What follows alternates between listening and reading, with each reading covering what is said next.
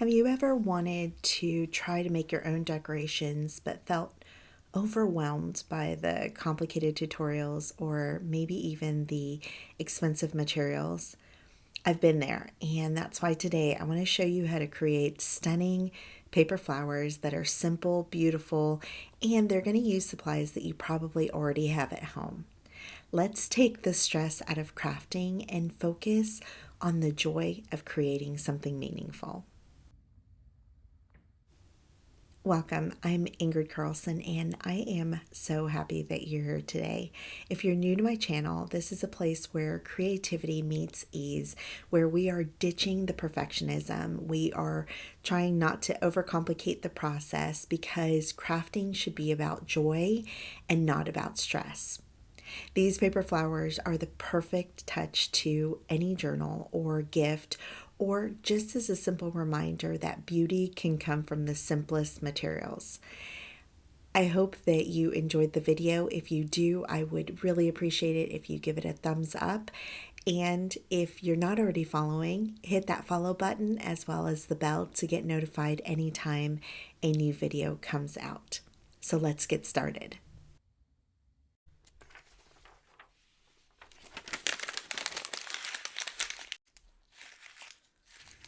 We're starting off with the most ordinary of materials, plain printer paper.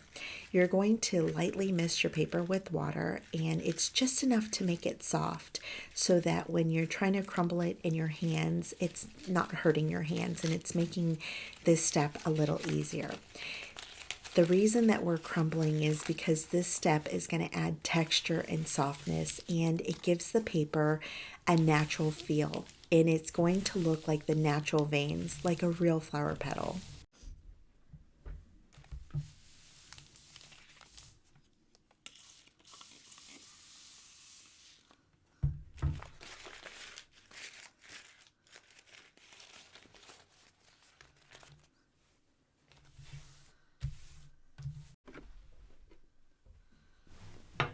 I'm using my watercolor palette, but use any palette that you have on hand.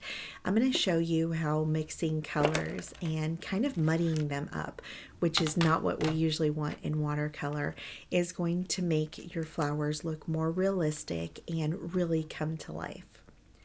There's just something that is so freeing about working with simple materials like this. It's definitely a reminder that you don't need any fancy tools to create something that's beautiful. The only thing you need is to begin.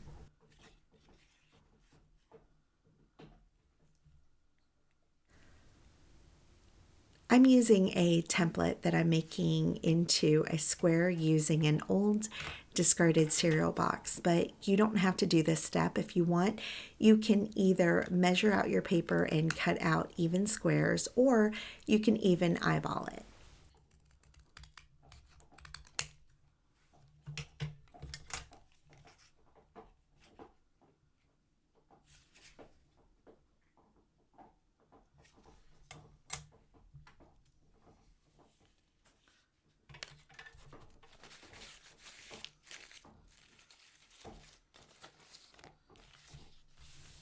And if you've been with me for any amount of time, then you know that my square, although I tried to measure and make it as accurate as possible, it wasn't. And don't worry, because I think that's what makes this project even more special, is when each one is not exactly the same. Just like nature's not perfect, your flowers don't need to be either. These squares are just the foundation of what is going to become a delicate layered bloom. And you're going to absolutely love this process.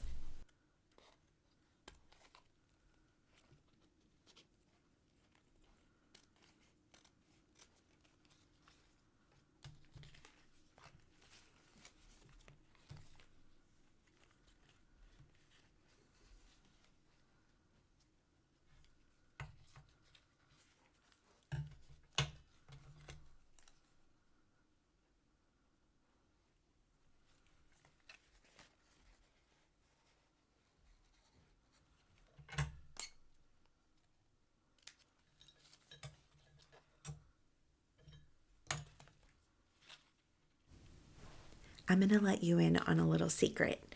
I didn't even wait for the paper to be dry here. You can, or you can just cut it like this. Just know that whenever you're working with wrinkly paper, it's not going to be perfect, but that's the perfect part about this. I also want to know if you've tried making your own paper flowers before, and did you use a different type of technique? Also, have you caught my video where I made paper flowers using watercolors as well, but this time coffee filters? Let me know down in the comments down below. And if you haven't checked that video out, I am going to link it in the description for you below. It's a must check out.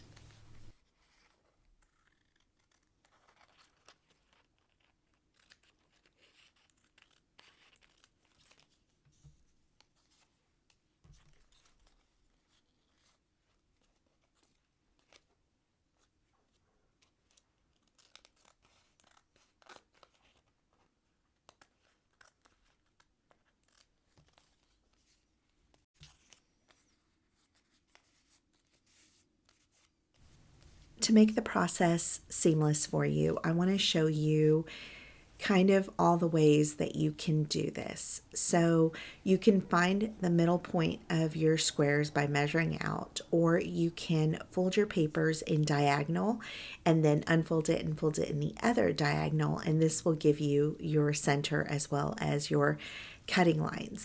You're going to see I start off with this process, but then end up just eyeballing the cuts, and those were honestly my favorite ones.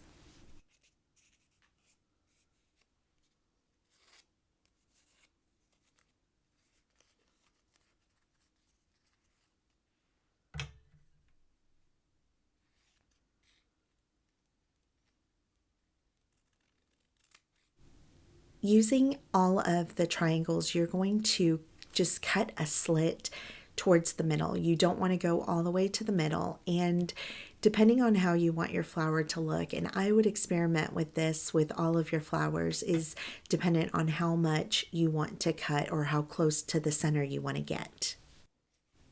You can also do the cuts like I'm showing here before you add your watercolor or after, and it's completely up to you which you like better.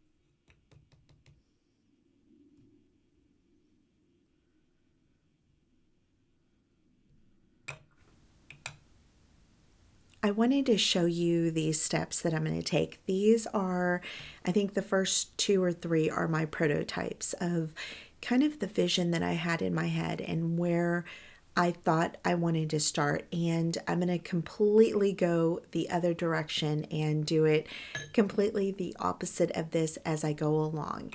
But I wanted to show this to you because number one, you might like this type of flower better. And then number two, I wanted to show you that whenever we start, you're seeing my end product. You're seeing the result of me working at my desk for a little bit of time. Whereas this is showing you that sometimes the first or the original idea isn't what I wanted, or it was, I would say, maybe like a failure in my eyes. And so I wanted to encourage you that if you've ever felt like that, that you did something, you went out on a limb and you tried something and it didn't work, don't beat yourself up over it. That happens to me all the time. A lot of times, whatever my prototype is that's in my head isn't what comes out. But what I will tell you is there's something so special about that, because it's in the play that we learn what we do like and what we don't like. And it's also in the play that creates the beauty at the end. And you'll get to know what your preferences are with colors and with textures by feeling them, by seeing them, by painting. You're not going to know until you start doing it.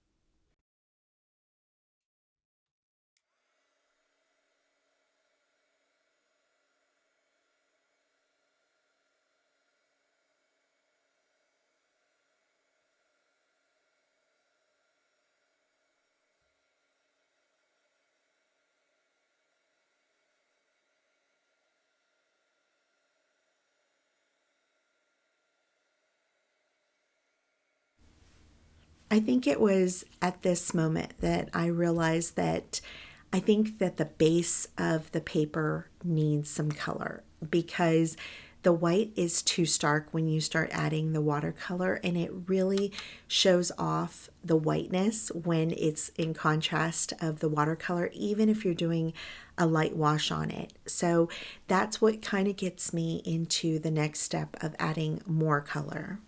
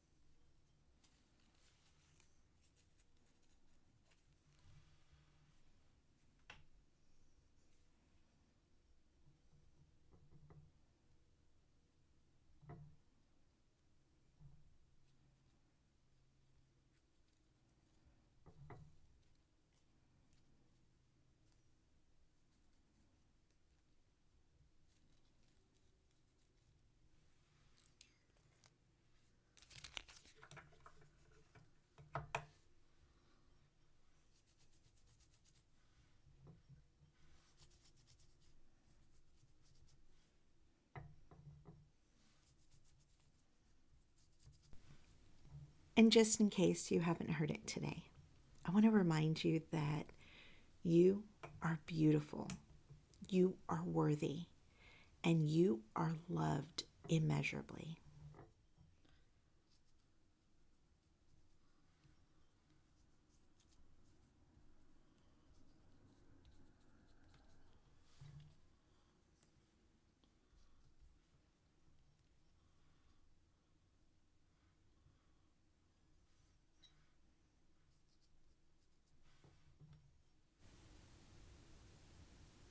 Don't forget that watercolor activates with water. It's pigment inks that react to water. They love water, and that's why sometimes people get frustrated. And I know I did when I was first beginning with watercolors, because they're frustrating. Because if you have a water source right next to another water source, they will find each other. So if you are, let's say, making the petals of a pink rose, and then you're trying to do the stamen in the center with yellow, if you don't allow the layers to fully dry, they will melt together and then they'll create a whole new color, maybe a brown, maybe it's a color you love, but sometimes it's a color you don't love. With this project, we're using that to our advantage. So we're not worrying about the colors not mixing well. We want kind of those muddy colors. We want those ruddy purples and reds that really emulate what a real petal looks like. So after adding some water to my little square, I'm going to start adding a wash of color. Now this step can get done as many times as you need to deepen the color to the one that you want. A tip that I would say is try drying your layers in between so that you can see the progression and decide then if you want to make it a little darker or keep it as it is.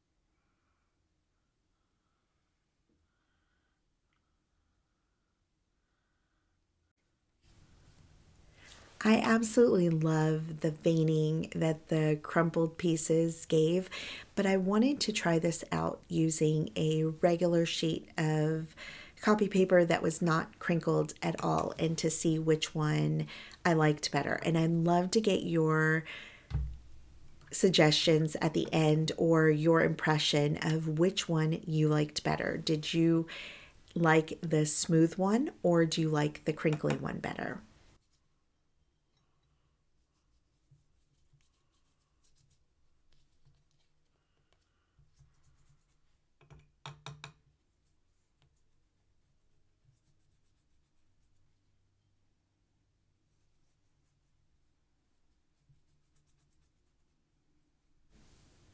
I honestly couldn't pick a favorite part of this whole process, but I will say that the color mixing won me over. And I just experimented with different colors. For the base of most of my roses or flowers that I'm doing here, I used a base of purples or blues, and then I added browns.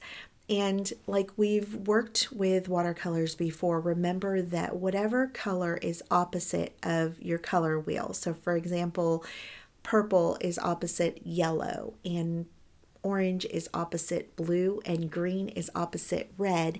Anytime you add those colors to each other, they're going to give you a muddy result. They're going to turn into brown. But we want those browns. We want to embrace those browns because those are what are found in real nature. And so I'm just having fun experimenting with different concoctions of color, adding more purple, maybe adding more orange, and just falling in love with the process.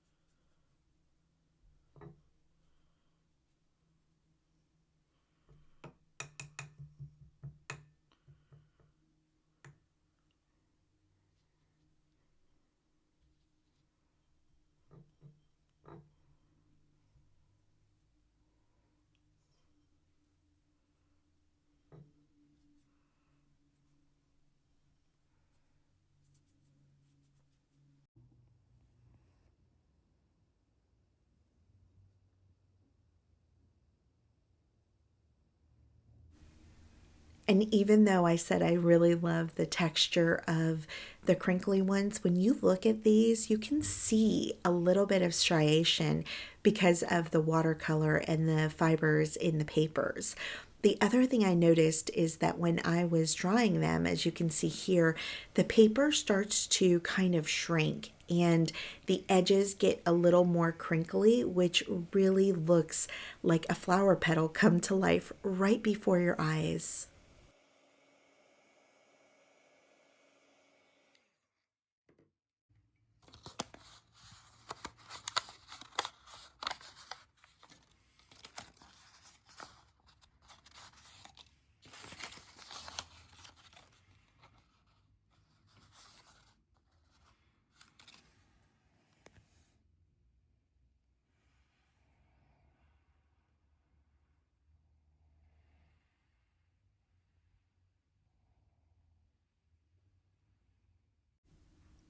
What I noticed on the first set that I did was that the backs, since I only painted one side, the side is very faint, and I think that on some of it, or on some of them, I need to add more color. I really, really like this one. It almost looks like a pressed flower, and if you've ever done flower stamping where you take the petals and then you hit them with a hammer, it kind of looks like that. It looks like that's the center of the rose, and then these are the petals. So that's kind of more of what I would ultimately like it to look like.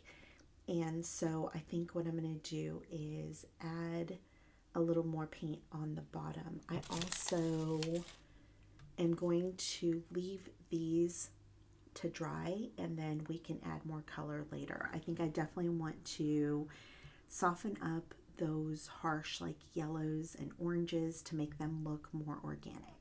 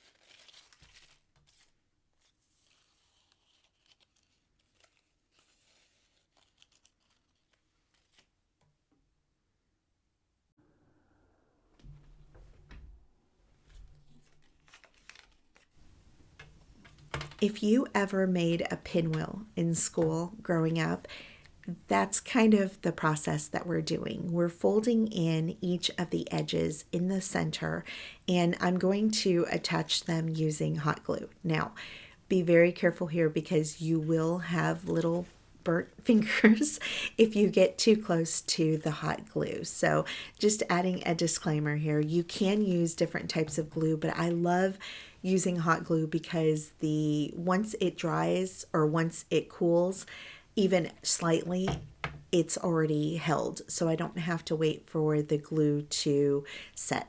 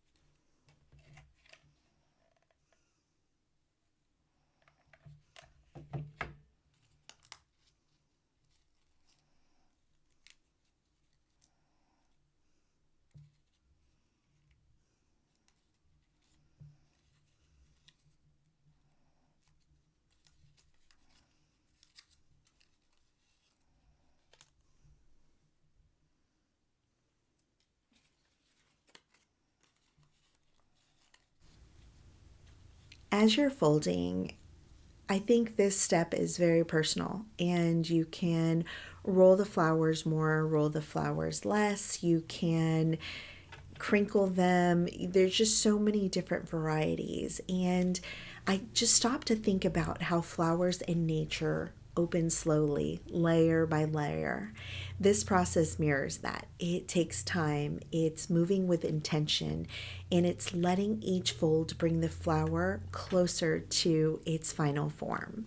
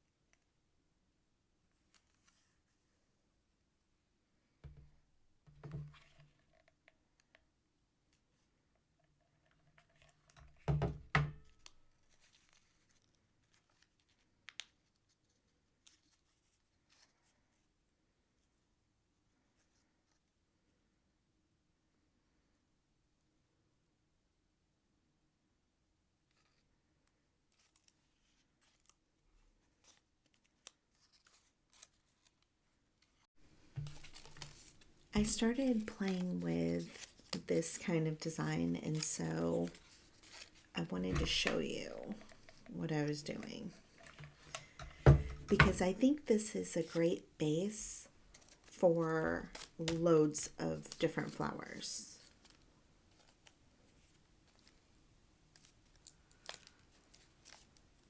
Okay. So we're going to just cut 2 slits this time.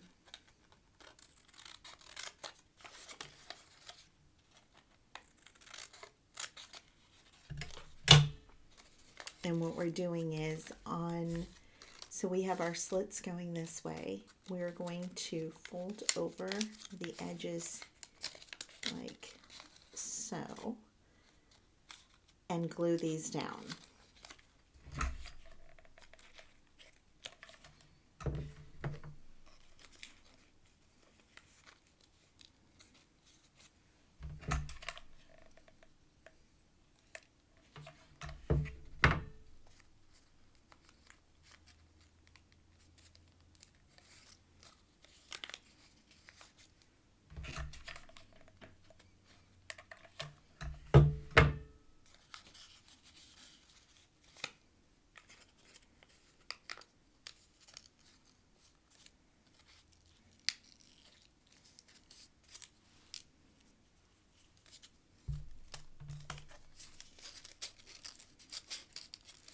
So we're going to layer them.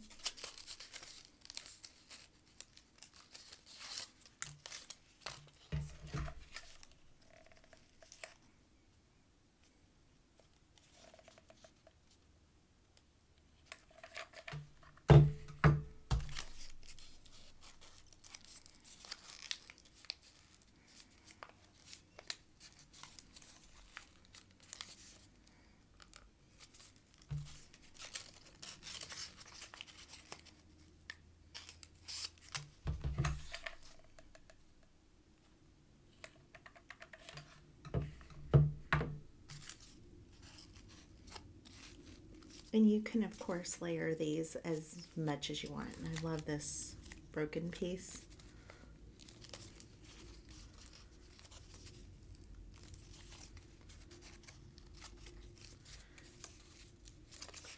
And so it's not even that thick.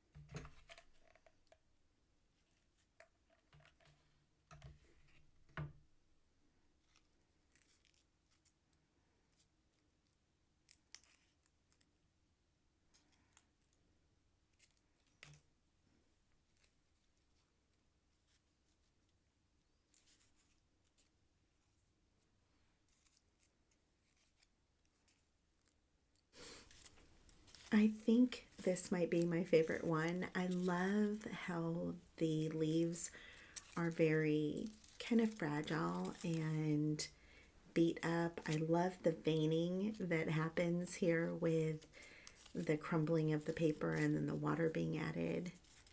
It looks like a poinsettia, doesn't it?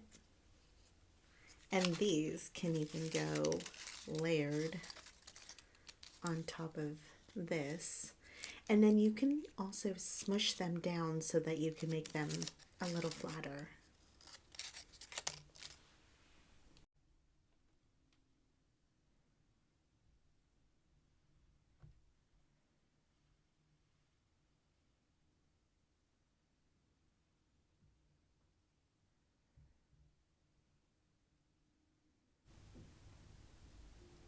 It's kind of hard to believe that these were little squares of copy paper, then that were painted with a little bit of watercolor, and now they're resembling beautiful hand-picked flowers.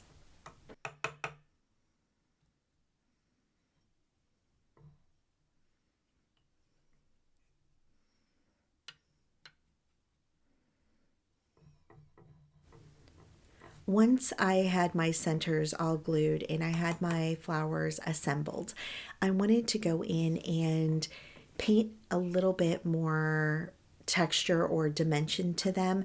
I wanted to add some green colors in the center for the center of my flowers. If you usually look inside of a flower, you'll see deep colors of greens and browns, and that's exactly what I want to do here. I want to add yellows and oranges and bring them to life. I'm going to do the exact same method to the edges of the petals to give them more texture and to kind of emulate what happens when we have picked flowers. They start to die a little and start to brown on the edges, but it's all a part of the flower's story.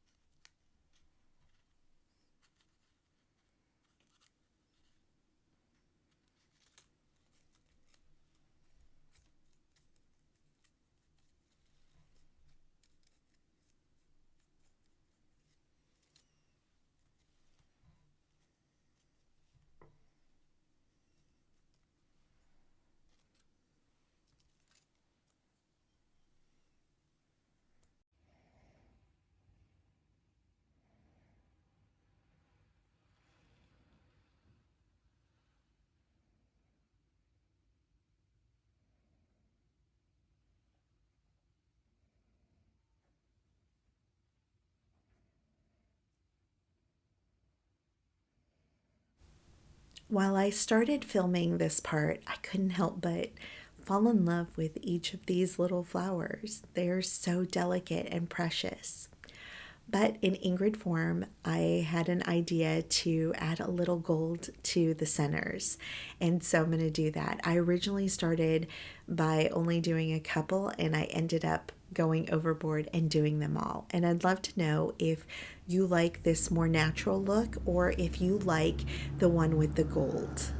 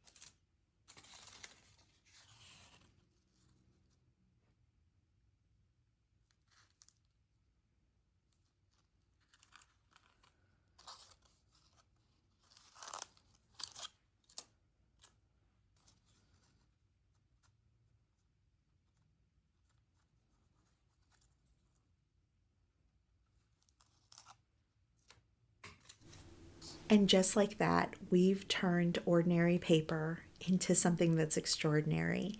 These flowers aren't really about the final result, but they're about the process, the layering of colors, the folding of the edges, and just taking the time to create something meaningful, to look at beauty where once was just something that was ordinary. Each one of these is a reminder that beauty comes in layers, in effort, and in all of the details. And I want to encourage you today to look around and look at the little details that bring you joy. Find joy in them as we can thank our Creator for all of those little beautiful details that He sprinkles around for us to find and for us to find joy in. I hope this video has inspired you to look at simple things in a new way and see the potential in them. And I hope that you enjoyed this time with me. I thank you so much for being here. And if you did enjoy the video, I'd love to hear what you think. I'd love to know what colors you would choose or how you would use these flowers. Would you put them in a journal or would you use them as decorations? And of course, if you enjoyed this, please like, share, and subscribe for more creative inspiration. Until next time, love you. Bye.